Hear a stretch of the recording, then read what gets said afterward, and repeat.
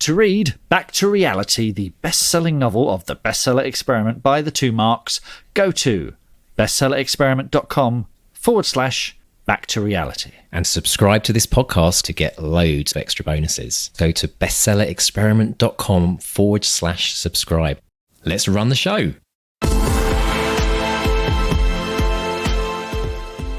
Hello and welcome to the Bestseller Experiment, where we continue to discover what makes a best-selling novel and inspire you to finish your book. I'm Mark Stay. I'm Mark Desvaux, and thank you to everyone who's joining us live in the live Bestseller Experiment studio as we go out live to all of our lovely listeners. And we also want to thank everyone who has supported us on Patreon, because this show is sponsored by you. This is the reason we can bring you this show. Thank you so much for everyone who has contributed, especially to all the people who've been contributing and keeping the show going. This show topic today is probably one of the most important topics we have ever covered in 3 years. And as a test for that, we've had technical difficulties getting the live show going. The topic is none other than mental health. Has it been stressful for you this last few minutes? Never mind mental health. What about my bloody blood pressure? I'm stress. Oh my gosh. Deep cleansing breath. It's utterly insane. Breath. But we're so grateful for everyone that's joined us in the studio. I just say quick hi to some of you guys: Simon, Robin, Sage, Neil, Paul, Rosemary, and others joining us as we speak. It's really lovely to have you in the studio. We're going to have a conversation about mental health. We have done the best possible preparation for it. We've asked our BXP team, those are people that have joined Patreon and have come onto our private Facebook group. We've asked them for some of their questions, and we're going to go through some of those. But we're also inviting our live studio audience to join in the discussion. But, you know, stress is one of those things which is not often talked about. In fact, we've talked about it very little, I think, Mark, haven't we, in the last 3 years? We've touched on it. Yeah, it comes up occasionally. I mean, I think, you know, if you're a writer and you're on social media, you'll see this a lot. You'll see a lot of anxiety, a lot of mental health issues, a lot of worries. I think by nature, writers are warriors. We are, I mean, my first Twitter bio said writer and warrior, because I worry about stuff all the time. And I think it's one of these, it's symptomatic of being a writer, because you're constantly entertaining the what if. You're constantly thinking, you know, what's the worst that could happen? Oh, really? That's the worst that could happen. You know, we're imaginative people. So it's, you know, and also it's a lonely occupation. So, you know, headline topics today, I want to talk about loneliness. I want to talk about if writing makes you unhappy, about the kind of work and the work ethic that we have and support. We're going to talk about writing as therapy.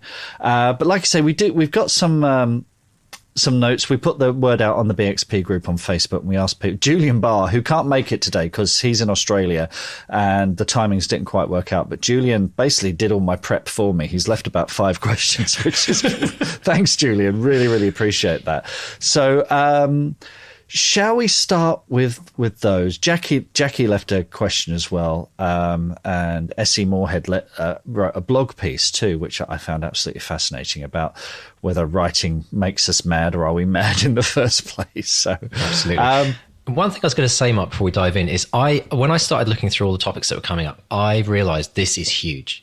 This is more than just one show. So we're going to try and get through as many questions as we can today, but I promise you we will do another show around this, if not more. And obviously, if you want to ask in the studio audience anything that comes up as we talk, please do. But let's start with Jackie. Jackie said, do you think the very strong message in writers' forums, podcasts, writing, Twitter, etc., to write every day and do a minimum amount of words per day can actually be counterproductive and increase stress?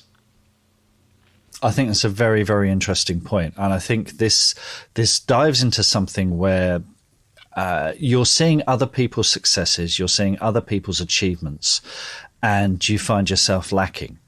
And if it's any consolation, we've all been there. We all feel like that. I can tell you from, you know, I can tell you I've met #1 best-selling authors, and I know for a fact they see other #1 best-selling authors and thinking, well, how come they've been #1 for 3 weeks and I've only been #1 for 2 weeks, you know? Yeah. So it absolutely affects us all. So I think this is, and particularly when you're starting out, and this is all new to you, and people are saying write every day, and you're like, what, every day. Hang on, I got to take kids to school. I've got an elderly mother who's ill. I've got a partner who's sick. I've got my own problems. I've got my own illnesses, So I know certainly when we started the podcast, the write every day ethic was something we were very strong on. And thankfully, it's Sarah Pimborough who came in and said, that's absolute, nonsense. You're going to make yourself ill. As with all of these things, your own mileage will vary. But I think this is a big problem that we have. We try and encourage people. We try and get people into good habits, because I think good habits are the key to becoming a good writer. Absolutely. Certainly when you're starting out as well, getting into the habit of writing. But if you're feeling the pressure that, you need to be writing every day and it's completely incompatible with your lifestyle, that's fine. Yeah. That's okay. That's absolutely perfect. I think one of the crucial things here is what Mark was talking about earlier. It's about this competitive nature of, so-and-so writes 3,000 words every day. I think the thing, we have to reframe this right in this moment now, because I realize I put my hand up right now and say, I struggle desperately with writing every day. And I know that people who are very successful with their books often do write every day, because there is that sense of habit that creates the word count that we need. But let's just reframe this in this moment. Writing every day is not about writing 5,000 words every day. I worked with a guy at Stanford University who talks about habits, and he said the way to create the best habit is, if you want someone to floss their teeth, don't get them to floss all their teeth every day as an initial habit. Challenge them to floss one tooth. So when we talk about what writing every day, if your writing every day is 10 words or 50 words, that doesn't have to be stressful, but it helps to create the habit. And I think the idea of writing every day, it shouldn't be creating stress. There should be a degree of pressure, because it makes us accountable and forces us to show up. But if stress is coming due to trying to do that, then it's probably about the word count more than the writing every day. So 50 words a day. I mean, one thing that I discovered, I've been looking back and thinking, my writing every day, my word count is shocking at the moment, to be totally honest, absolutely shocking. But then I looked at my journal and I thought, hang on a minute, I've been writing 253, 400 words a day every single day in my journal, because I found that incredible kind of therapy for me. So what are you writing? It doesn't have to be maybe necessarily writing your novel every day. It could be writing ideas in your journal about stories. It could be writing about your character. But I think there comes a point where, if you're the type of personality or person that finds the stress of writing every day too much, then we need to look at a different approach to that to help you still succeed and write those books. I think a key here is, does it bring you joy? When you're writing, does it bring you happiness? Does it, and if you find that writing 1,000 words a day is making you stressful, or the idea of writing every day is making you unhappy, then rethink your goals. And I think this is something that we'll talk about a lot, actually, is this thing of, particularly, when something intense is happening like NaNoWriMo, there is a tendency to think, well, if I'm not doing that, I'm going to be a complete failure. That's not the case. You take it at your own pace. I was talking to my kids. I was born in London. I love London. Okay. I love the pace of London. My kids have not grown up in London. And my daughter was saying, go to London, it's really stressful. I said, you know what the key to London is? Take it at your own pace. Okay, don't feel that you have to keep up with the commuters who know every turn in the street, who know exactly what tube line they're getting on. Don't feel you need to keep up with those old hand experts. Find your own pace. Find the pace that makes you happy, that brings you joy, and that will feed into your writing as well, I think. There's little things you can do, like Liz Fennick was talking about. She set an egg timer, 15 minutes when she was bringing up children, and she found that 15 minutes a day to write, and that got her into the habit. So don't feel you need to be some sort of superhuman NaNoWriMo mega god. I mean, there are people out there who do that, and that's great and that's fantastic, but don't feel you need to maintain that kind of pace. Brilliant. There's so much more we could discuss on this. I mean, is it writing every day? Is it showing up every day? Robin said, if people are thinking about their story every day, that counts. Absolutely. Neil says there are different types of writers too. Those who enjoy writing itself and those who enjoy having written. Both are valid. And I'm sure there are other variations.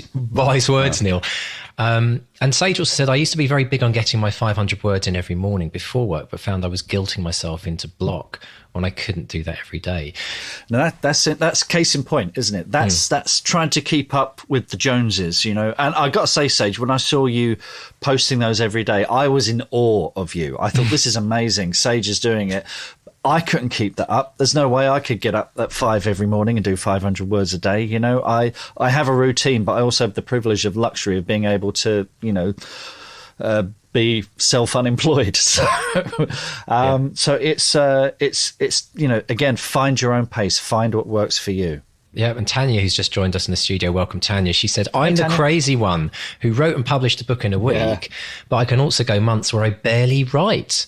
I'm the opposite of consistent. So it just shows us that we're all completely unique. And these are kind of principles. They're not rules.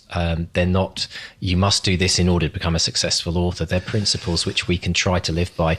And actually principles that we can try out. This is all about us just testing things out. It's an experiment, right? It's what we call the podcast. It's an experiment, and experiments fail. But every time you try something and it doesn't work, what does that give you? It gives you more information as to what works for you and what doesn't work for you.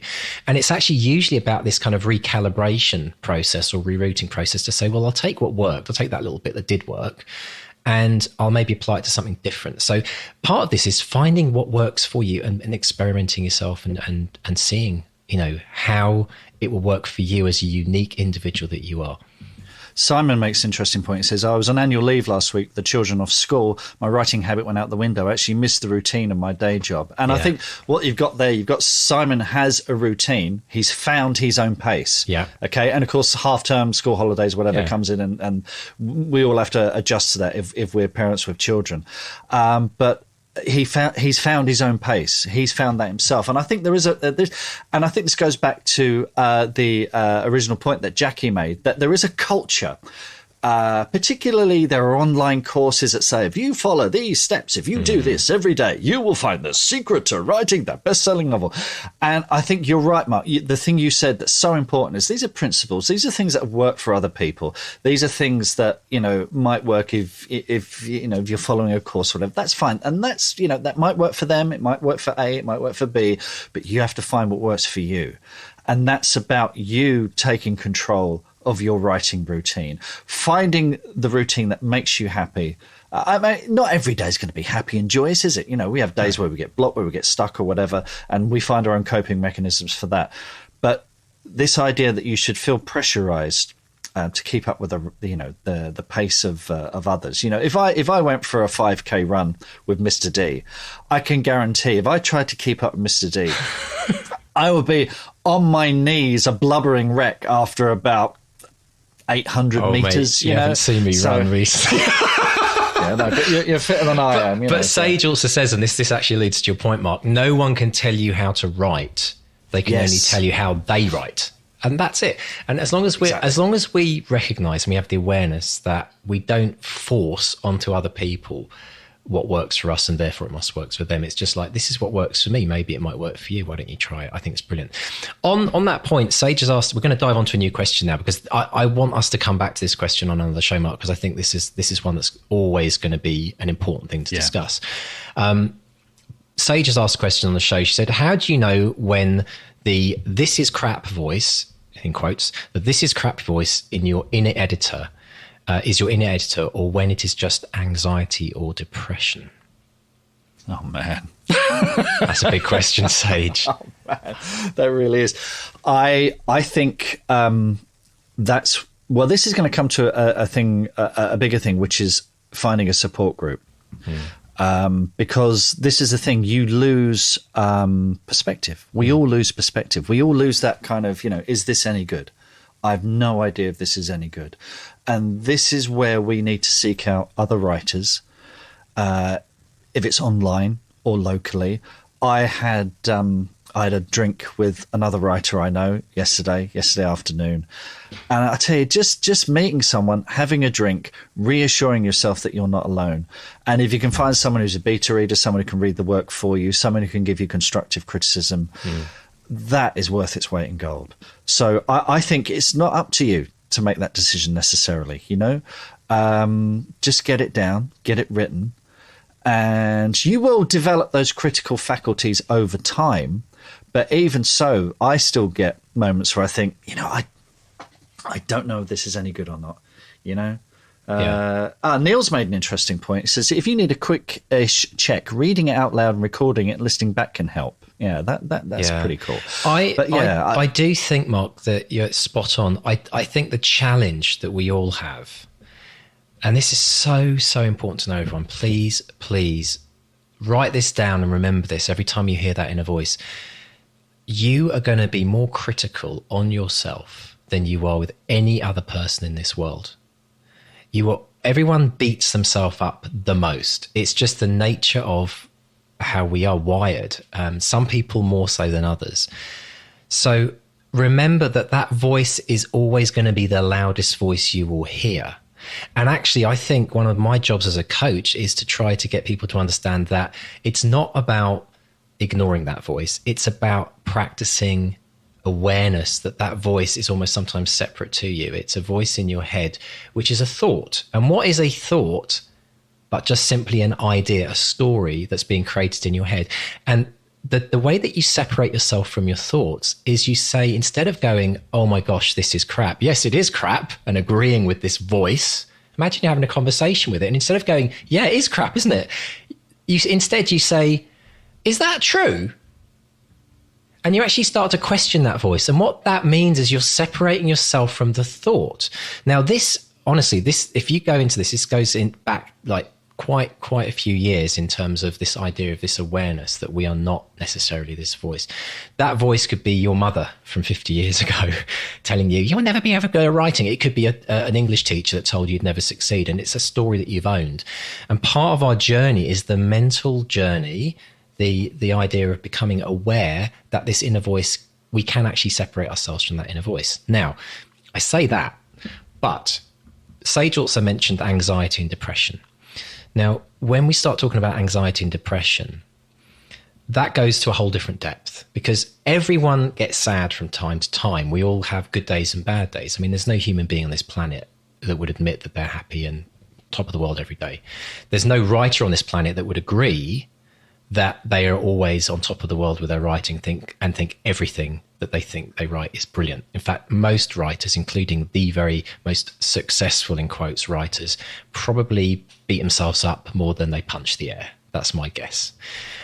So when we talk about anxiety and depression, we're starting to talk about something which is far more challenging, because it could actually be a mental health issue. It could be something which you need medication to help you with in some cases, or therapy or counseling, or be with the doctor. Yeah. And so we're talking, when we talk about this inner voice, we're talking about people who are just going through the normal everyday struggles of writing and life. When we start to talk about anxiety and depression, it is a whole different ballgame. And that I'm afraid becomes such an in-depth kind of can of worms to unwrangle.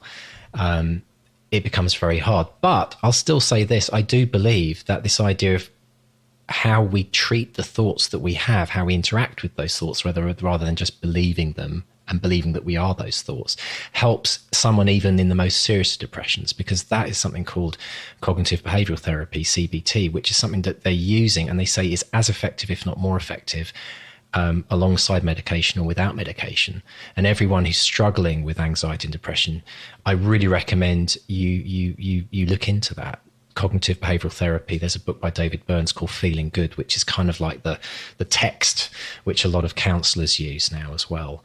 And I've heard about how it's completely changed a lot of people's lives. So I think personally that all writers should be doing this stuff, even if they're not suffering from depression, because the more we can become in control of that inner voice, the more we become in control of our lives. And it really is as powerful as that. And it's something that I've been learning about for 20, 30 years now, and still only really just starting to scratch the surface. Yeah, I think you're absolutely right. So this is the small print. If you believe you are suffering from clinical depression, seek the help of a professional. Absolutely, yeah. But just to go back to this thing of connecting, because I think no one understands the struggles of a writer like another writer, and I think this is, start with people you know. You will know other writers in your area. Just ask them out for a coffee.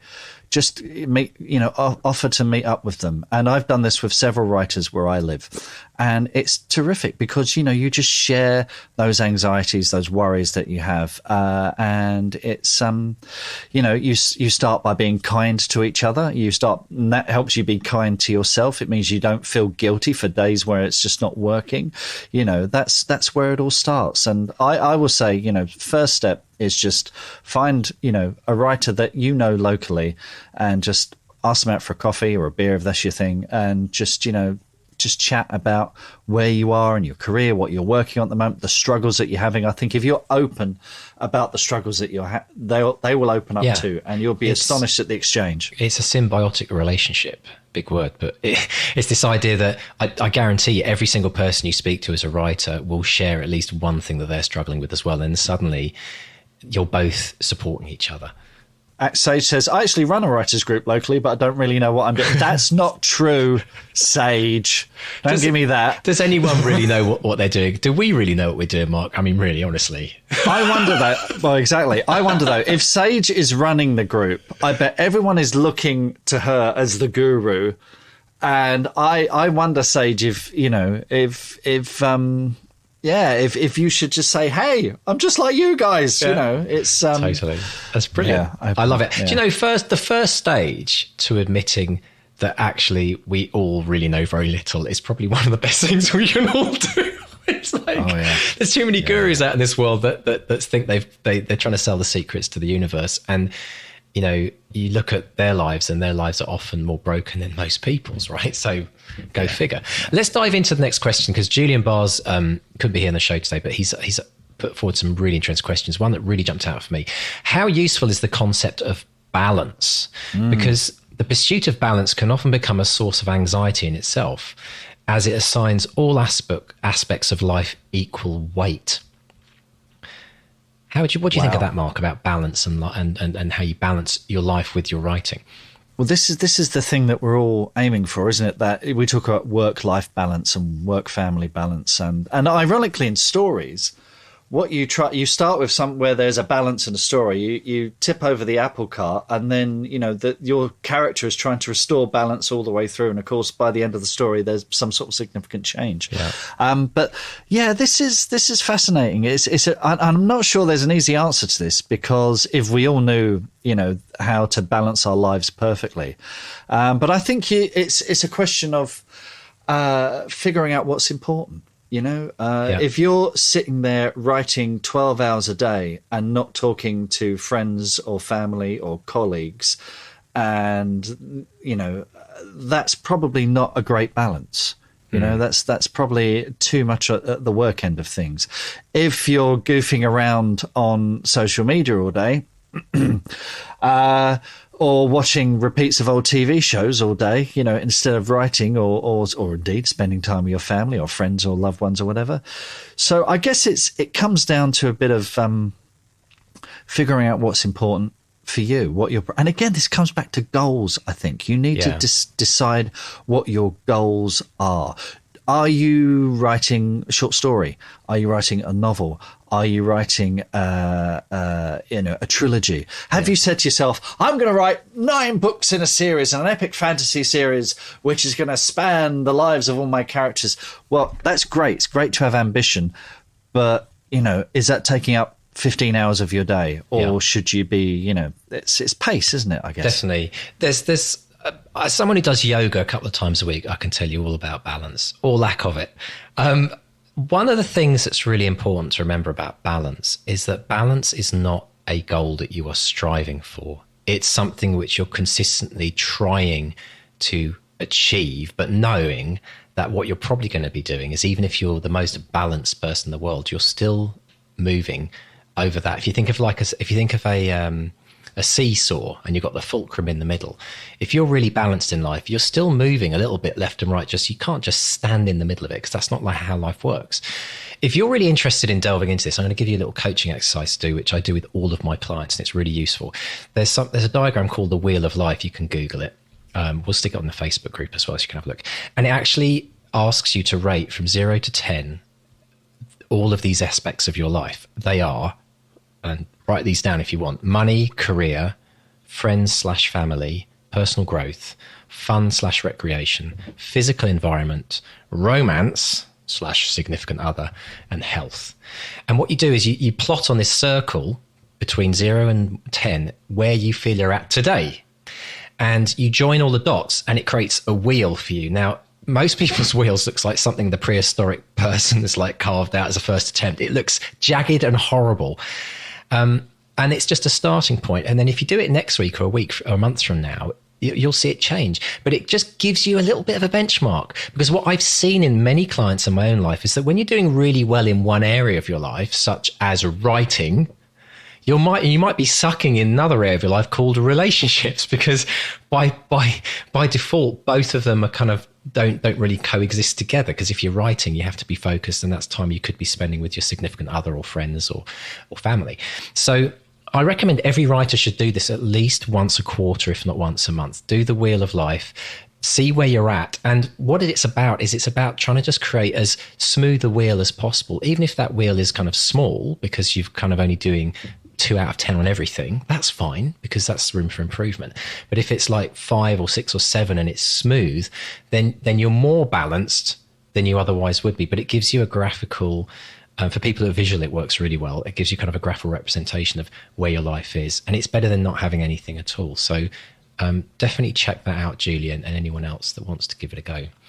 I spent some time last night with a ancient philosopher, a Herne Bay taxi driver, who was telling me that he gave a lift to someone the other day who was thinking exactly this about her son, and her son works in banking and he's loaded, absolutely loaded. She said, but he's a right miserable sod. So exactly, his balance is out of whack. Yeah, and that's actually very, very common for people that work hard, are exceptionally wealthy, but then other areas of their life are lacking. And we all know that, money doesn't, if you're writing to become a millionaire, that's completely the wrong reason for doing it. Because if you hit that goal, you might have lost all your friends. You might be very rich, but you might not have anyone to enjoy that success with. So, well, I've gone through this.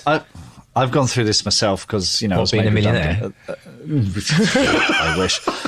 I was made redundant at the end of last year, and money is a big stress for me now. But my wife has said, "You've never been happier." So right? I'm the very definition of skint but happy. Skint and happy. Brilliant stuff. So let's dive into another question. S.E. Moorhead could be with us on the show, but sent us a question in advance. Said, she's a mental health warrior. I've never heard that term before. I quite like that. An MH warrior. And she asks, does writing make up mad, or do we write I think because we're mad it is in the first place? Yeah. Does it make us mad, or are we mad in the first place by writing? Well, there's a few things. First, we've got to be careful using the word mad, because, a very pejorative term. I know it's used, in a jocular way here, but we need to get away from labeling people like that. And I think I don't have much truck with this idea of the tortured writer, the tortured genius. If you want to be a genius, you have to be completely insane, because that kind of encourages that behavior. How many writers wanted to be Hemingway and became complete drunks as a result? So I think, I see it as a job now. For me, it's a job. I had a task today. I've been working on a pitch for a thing, sent it off to get some feedback today, got some notes back. Now, there was a moment when I looked at the notes, I think, but it was like, oh no, actually, I can fix this. I know how to fix this. Let's take it apart. What were they really looking for? Okay, that's great. I had about 15 passes at writing one paragraph today. That's the very definition of mad, I think.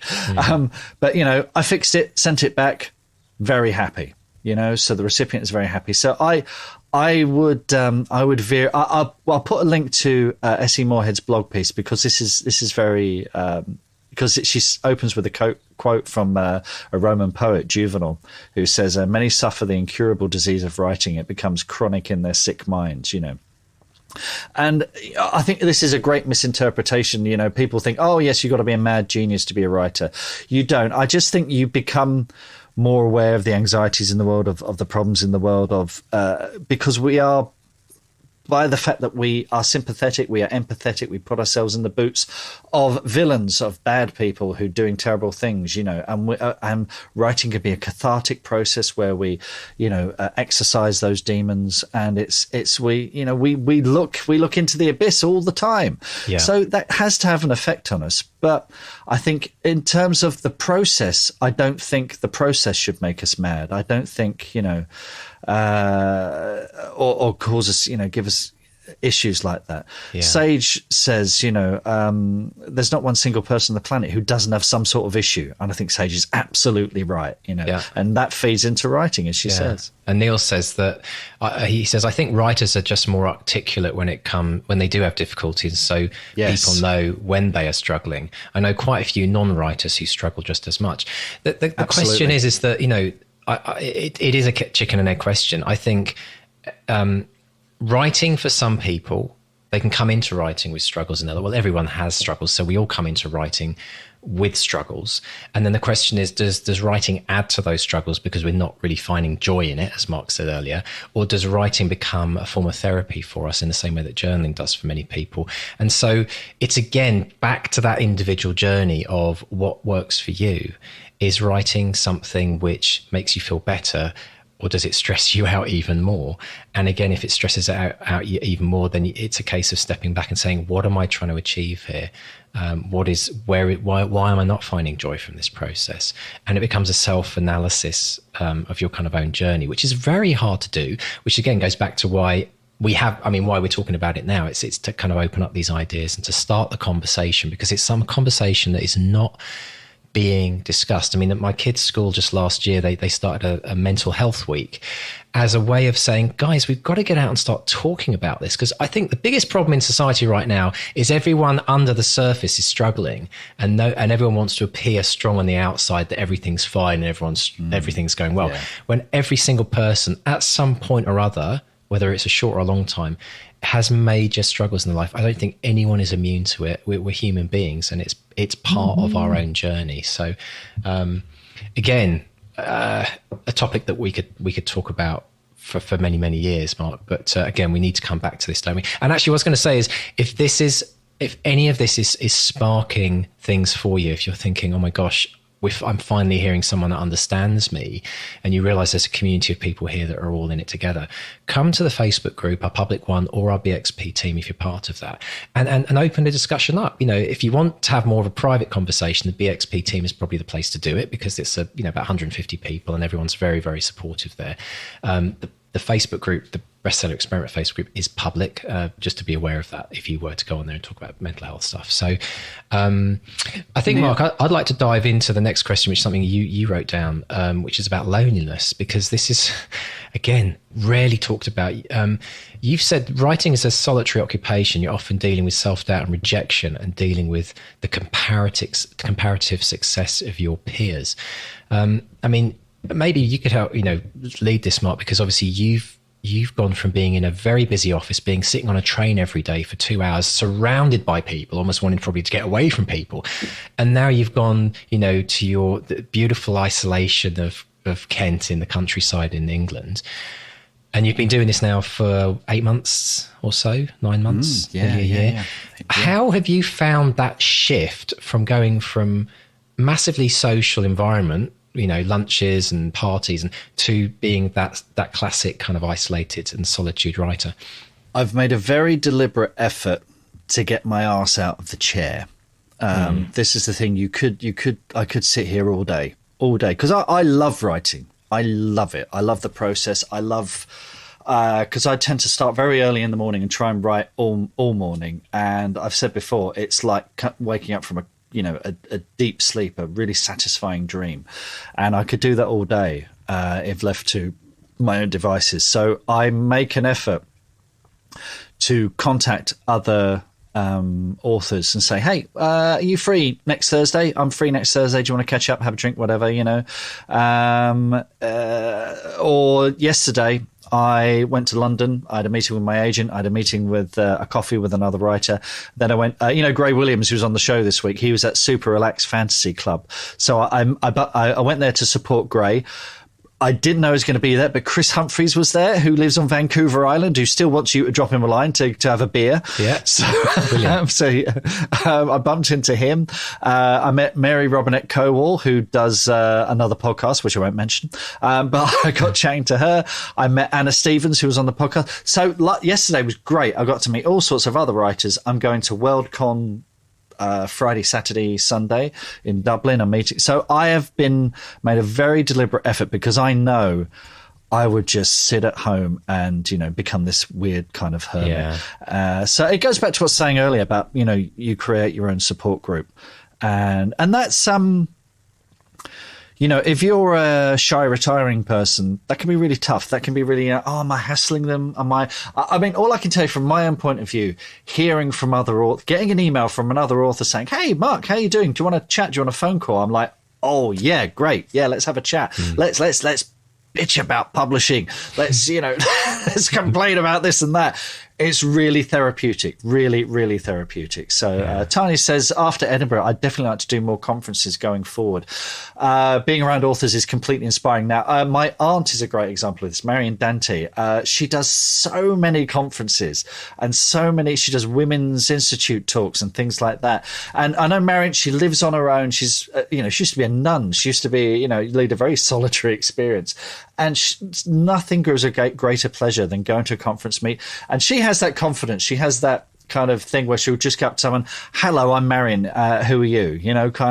She'll start that conversation. My son can do that. I'm completely envious of anyone who can do it. I can't always do that. But it's, put yourself out there and you will find kindred spirits. And it doesn't just mean showing up at conferences as well. I think for people that, are not doing this, if you're spending a lot of time with your arse in the chair, which is obviously one of the things that we've been encouraging everyone to do, it's almost like an arse hokey cokey, Mark, isn't it? You put your left cheek in, your right cheek out, and I think it's important to basically get out your chair and go for a walk. If you've get a dog, if you're not, because also that can be a social environment. I think anything which counters the isolation, it's going out for a walk, even if it's just walking past people and wishing them a good day. It's important to see. And I think, I see this on such a huge level, with teens and computer games. Like, teens are withdrawing into their rooms. Everyone's going to be going, oh yeah, my God. They're withdrawing into their rooms and they're all communicating through devices and headsets. He says online, doing a live podcast, but we'll ignore that for the time being. But teens actually are isolating themselves because they're communicating through screens. And there is a link between deep teen depression, which we're seeing, and the fact that they're not actually getting together and meeting each other anymore. And we all know that we feel better when we've been in a social environment. Doesn't matter if it's just going for a walk, going to a party, anything, going to a yoga class in my case. I mean, we don't talk in the yoga class, but just being around other people, I leave feeling that I've had that kind of connection and shared energy in a space with others. So it's as much about making sure that you remove yourself from the chair, at given times, just so that you don't find that adds to the problem. Yeah, Robin says, I have one other writing friend who is local. And that's the thing. I mean, I'm lucky enough to live in an area that is teeming with writers. But I can tell you, I had a couple of colleagues at Orion who I worked with for years and years and years. And only after knowing them for years, after talking about my writing, a couple of them said, oh, yeah, I'm writing a book. What? I've worked with you for, and so you never told me. People are writing a book that they don't tell anyone. I know. Exactly. And I think if they just opened up to me, I would happily sit them down and say, oh, fantastic. Tell me, what problems are you having? Can I help you with that? Do you want me to read something? So I think there's, Robin, you might think you're you've only got one writing friend locally, but I bet there are more out there, and they're at libraries, they're at book readings, they might be at book groups, it's hunt them down, get a big net, catch a writer net and hunt them down. No, I think we should definitely do another live show, Mark, about mental health, because I think it's very important. I think actually, just as a kind of general observation, I think this podcast, being part of the Facebook groups, listening to this show, being part of the show, we're kind of doing what we're talking about. This is a way that we're all we're communing together and talking about writing and sharing the struggles and celebrating the successes. That in itself, I think that possibly is why the podcast is working for people, because it is an outlet for them to know that they're not alone and there's everyone else out there struggling and, you know, trying their best as well. So, I mean, other topics that we'll look to cover in the future include, it's just not all about the work, right? Is writing an addiction for some people? More about how we can find support. Talking about journaling as part of your journey as well. The one I want to cut. Have you need to dash, don't you, Mr. D? Because there's one I really want to cover, which is whether or not you should contemplate giving up writing. And I think it's the question we all ask, and it is a biggie. The short answer, no. I think, you know, maybe it's a question of changing your goals, but we could probably do a whole show on that one. Well, I think so, yeah, absolutely, because I think so what we're going to ask people to do is, have you ever quit? Have you quit and you've stopped completely? Have you quit and then you've come back? Come to our Facebook group and tell us about your journey, because we'd like to use some real life case studies of our listeners as to what happened. Because when we hear your story, we can use your story to inspire others, or to at least share others who are going through the similar struggles. So tell us your journey about writing. Maybe you started writing again because of the podcast. To come to the Facebook, tell us, and then we will take all of your topics and we will put together a show based around that, because I think you're right, Mark, that is worth an entire show. So if you're interested in hearing more about that, please get over to Patreon and subscribe to this podcast. Come to the next live show that we'll be doing in September, around the middle of the month in September. We'll post information on that. Yeah, we're getting loads of replies on that. So, and I know Julian left us a very, very long reply that sort of almost contradicts what I just said, but is, as is always the case with Julian, very well thought through. Yeah, that's a very big topic and too much to sort of rush in at the end of the show. It has to have its own stage, that one. So yeah, definitely. So thank you to everybody who joined us today, for being so patient with us through the stress and anxiety of getting this show out today, but it happened. We stuck with it. That's what it's all about, folks. Never giving up, getting to the end. And thank you to everyone in the studio audience today that's been joining us, for all those that managed to share their thoughts, of being brave enough and courageous enough to share their thoughts. Because something I learned recently is that a lot of people, when they're struggling, they think it's a weakness to ask for help. Actually, it's not a weakness. It's an incredible strength and incredibly courageous. So I want to leave this with everyone listening today, and that is, if you are struggling with anything in your life, writing or otherwise, know that it is courageous and strong to go and ask for help. It's not a sign of weakness. Do not suffer alone. Do not suffer another day without talking to someone and letting out some of the struggles that you've got and sharing the difficulties that you experience in life.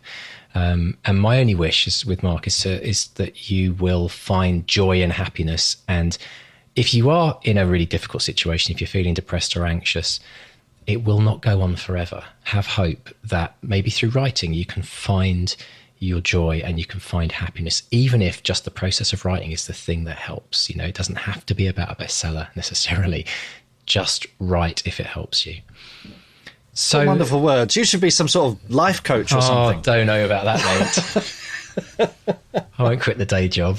But thank you, Mark, as well, for being so honest in your journeys as well. I mean, in some ways, you are an avatar for so many of us. You know, you're kind of living it. The experiment goes a bit too far and you quit your job and start doing it full time. But, you know, well, it's really inspiring to hear your story as well. And the fact that you're so open about everything as well, I think people really, really appreciate. So thank you. Well, I know that being open is its own reward. You know, you get feedback from people, you get help from people. Yeah. Like, that's just what I've... You're an example of exactly what I'm talking about, that you're willing to share your story and it actually helps everyone. as a result, as well as yourself. So I think it's brilliant. So thank you, Mark. And please join us on Facebook, Twitter, Instagram, Pinterest. If you'd like to help support this podcast, if you feel inspired by this podcast today, please come and support us. Please sign up to Patreon and come to bestsellerexperiment.com/support and join and get all the goodies that we offer, especially the over 60 episodes now of deep dives where we go really deep on very specific topics. Good stuff. Right. Thank you, folks. And thank you very much.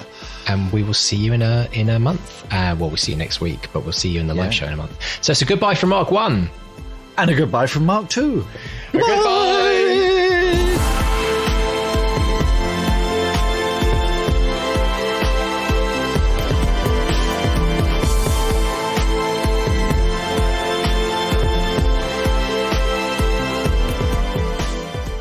What are your writing dreams? Finishing that book? Quitting the day job? Becoming a best-selling author? Since 2016, we've interviewed and studied the advice of over 500 best-selling authors who've collectively sold over 1 billion books. And in the Bestseller Academy, we've incorporated powerful and proven strategies for success, inspiring fiction and non-fiction authors just like you to reach new heights and write their best book ever. Ready to take your writing to the next level with accountability, craft, coaching, and the most inspiring and exclusive community of like-minded writers? Well, your bestseller dreams are just a click away. Join us today at bestsellerexperiment.com/academy. That's bestsellerexperiment.com/academy.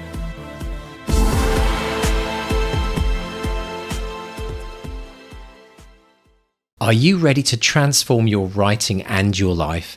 Join the 200-word challenge today. In just 5 days, learn to develop a lifelong writing habit with over 2 hours of free expert coaching and the encouragement of a vibrant community. This program has already changed the lives of thousands of writers like you. No matter how busy you are, this challenge will show you that with just 200 words a day, you can significantly boost your creativity, productivity, mental health, and confidence, propelling you towards the end.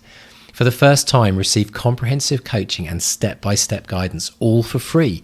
Transform your writing habit and start your journey to become the writer you've always aspired to be. What are you waiting for? Sign up for free now at 200wordchallenge.com and make writing a part of your daily life for life. 5, 6, 7, 8.